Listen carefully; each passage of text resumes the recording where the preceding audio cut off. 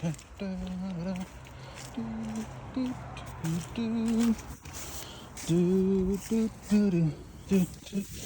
right, y'all. So, battery died. Got a new one. I guess I had enough power to jolt the shit out of the door latch assembly right there. And it busted my old one. And then this one completely was worn out. So this clip was just completely inverted. Right?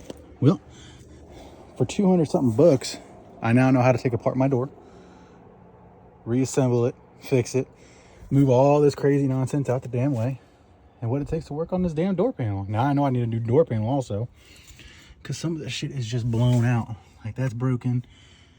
There's a lot of crazy shit in here that I did not know about. And I know now also, because I bought some speakers, how to get to these speakers up top right here and swap those out. So that's probably what I'm gonna do next today, is just door latch assembly and some speakers, dude. Like, yo, just go fix your own shit, bro. Find you a cool ass truck, old, not too old if you don't want, and just fix your shit up. Ain't no reason to buy brand new. Make it new. My shit is just fucking, I love this damn truck, dude. It's terrible. I love this fucking truck so much. And it is a shit box. It's the best. This is way better. Way better. Go this route.